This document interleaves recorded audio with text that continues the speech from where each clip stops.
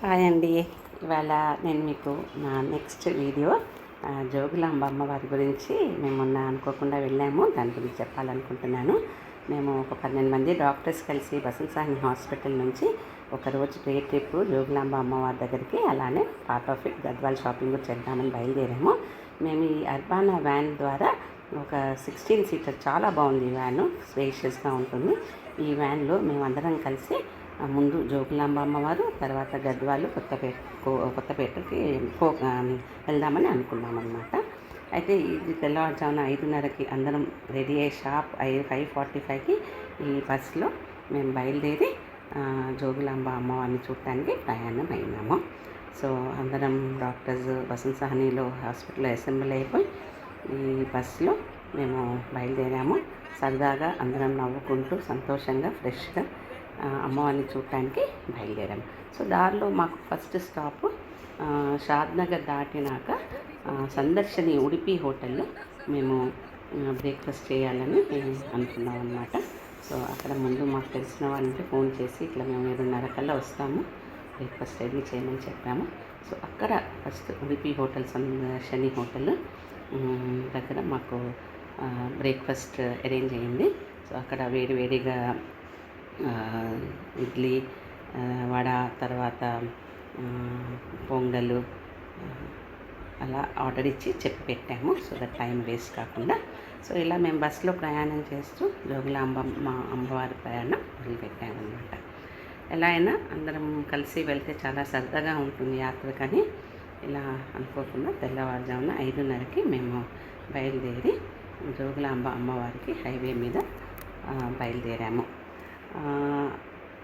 అక్కడ దారిలో మేము మీకు చెప్పినట్టు సందర్శన హోటల్లో ఆగి అందరం బ్రేక్ఫాస్ట్ చేసేసి మంచి కాఫీ, ఫిల్టర్ కాఫీ తాగి అక్కడి నుంచి మళ్ళీ ప్రయాణమై జోగులాంబ. సుమారు జోగులాంబ వారు మనకి 200 కిలోమీటర్స్ ఫ్రమ్ హైదరాబాద్ ఉంటుంది. బెంగళూరు హైవే మీద ఉంటుంది. సో రోడ్డు చాలా బాగుంది. అందరం బ్రేక్ఫాస్ట్ చేసేసి అక్కడి నుంచి మళ్ళీ బస్సులో బయలుదేరి, ఈసారి కొంచెం అందరం హుషారైపోయినాం బ్రేక్ఫాస్ట్ చేశాక. సో ఆడుతూ మన పాడుతూ జోగులాంబ అమ్మవారి దగ్గరికి బయలుదేరామన్నమాట. సో దారిలో అంతాక్షరి ఆడుకున్నాము, కొట్లాట పడ్డాము పాటల గురించి. ఇలా సరదాగా ఇలా టైం మాకు చాలా తక్కువ దొరుకుతుంది. సో ఉన్న టైంని మంచిగా ఉపయోగించుకోవాలని మేము ఇలా ఆడుతూ పాడుతూ ఈ వ్యాన్లో బయలుదేరి జోగులాంబ అమ్మవారి దగ్గరికి ప్రయాణం అయ్యాము. దారిపోకుండా ఇలా పాటలు పాడుకుంటూ సరదాగా ముచ్చట్లు పెట్టుకుంటూ సంతోషంగా మేము జోగులాంబ అమ్మవారి గురించి చెప్పాలంటే ఇది ఒక శక్తిపీఠం, 5వ శక్తిపీఠం మన అష్టాదశ శక్తిపీఠాల్లో. అక్కడ అమ్మవారి పై దంతం పడిందని అంటారు. అక్కడ అమ్మవారు మన కోరికలు తీర్చే అమ్మవారు అని అంటుంటారు. సో ఈ అమ్మవారు మనకు చాలా దగ్గరలో ఉన్న శక్తి పీఠము. మన స్టేట్లో ఉన్న శక్తి ఇంత దగ్గరలో ఉన్నప్పుడు ఎంతోమంది దాన్ని దర్శించలేకపోతున్నారు. అందరూ దర్శించుకోవాల్సిన శక్తిపీఠం ఇది. ఇంత దగ్గరలో మనము వెళ్ళలేకపోతే అది దురదృష్టం అనుకోవాలి. సో అందరం కలిసి ఈ టూర్ ప్లాన్ చేసుకొని మేము జోగులాంబ అమ్మవారి దగ్గరికి ప్రయాణం అయ్యామన్నమాట. సో జోగులాంబ అమ్మవారు ఆలంపూర్ డిస్ట్రిక్ట్లో వస్తుంది. అది ఆలంపూర్ డిస్ట్రిక్ట్ పేరే జోగులాంబ గద్వాల్ డిస్ట్రిక్ట్ అన్నమాట. సో అక్కడ మాకు తెలిసిన ఈఓకి చెప్పి పెట్టాము. సో మేము జోగులాంబ అమ్మవారి దగ్గరికి చేరాక మేము ఒకసారి, ఇది తుంగభద్ర నది, ఈ బ్రిడ్జ్ దాటి మేము జోగులాంబ అమ్మవారి దగ్గరికి, దేవాలయం దగ్గరికి వెళ్ళాము. అక్కడ ఈవో మనకు ఒక మనిషిని ఇచ్చి దేవస్థానం లోపలికి తీసుకెళ్ళి అమ్మవారి దర్శనం చేయించారు. ఇది శక్తిపీఠం అని చెప్పాను. ఇక్కడ అమ్మవారు శవంపై కూర్చొని ఉంటారు. నాలిక బయట ఉంటుంది. తలపై కపాలం మీద తేలు, కప్ప, ఇంకా బల్లి ఉంటుంది. చాలా ఉగ్ర రూపము, కానీ కోరికలు తీర్చే అమ్మవారు. ధ్వజస్తంభం కూడా ఉంటుంది గుడి ముందు. చాలా బాగుంటుంది, ప్రశాంతంగా ఉంటుంది. అదే ఆలయం ప్రాంగణంలో బాలబ్రహ్మేశ్వర లింగం కూడా ఉంటుంది. అక్కడ మనం అర్చన, అభిషేకం చేసుకోవచ్చు. లోపల ఈ బ్రహ్మేశ్వర ఆలయంలో బ్రహ్మ కొన్ని సంవత్సరాలు ఇక్కడ తపస్సు చేసి శివుడిని మెప్పించి శివుడిని దగ్గర నుంచి సృష్టికి కావాల్సిన శక్తిని పొందాట. అందుకని దీన్ని బాలబ్రహ్మేశ్వర ఆలయం అంటారు. సో అది ఇక్కడ మేము కూడా దర్శనం చేసుకొని ఆశీర్వచనం చేశారు మాకు. అక్కడ కార్యకర్తలు కలిశారు. వాళ్ళందరి ద్వారా మాకు మంచి దర్శనాలు అయినాయి జోగులాంబ వాళ్ళు.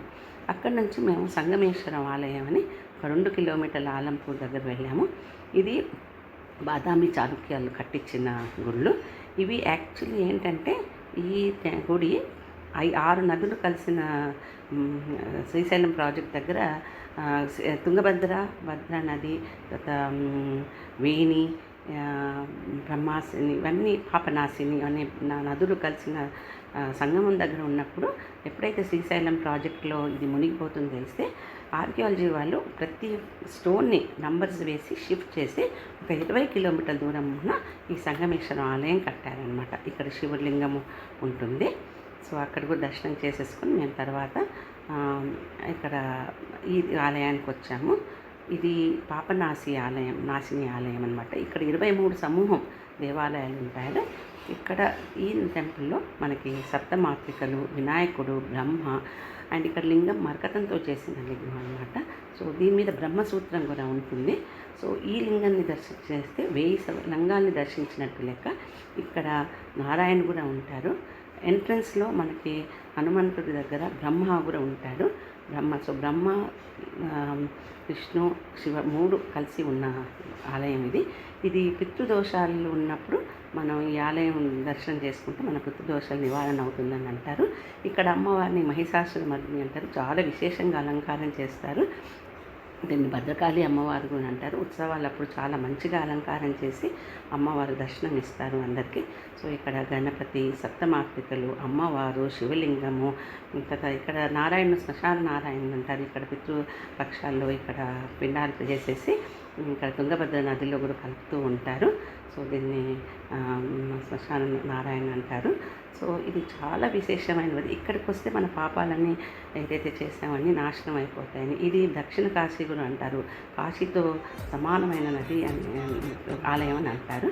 అక్కడ నుంచి మాకు తెలిసిన వాళ్ళ రెస్టారెంట్లో మేము అందరము లంచ్ చేసాము. బాగా ఆకలి మీద ఉన్న ఆవురావున భోజనాలు చేసేసి అక్కడ వాళ్ళ ఆతిథ్యం స్వీకరించి మేము అక్కడి నుంచి బయలుదేరి మేము గద్వాల్కి బయలుదేరాము. అక్కడ గద్వాల్లో మాకు అందరికి ఆడవాళ్ళకి ఇష్టమైన చీరలు షాపింగ్ చేసి అక్కడి నుంచి కొత్తకోట వెళ్దాం అనుకున్నాము.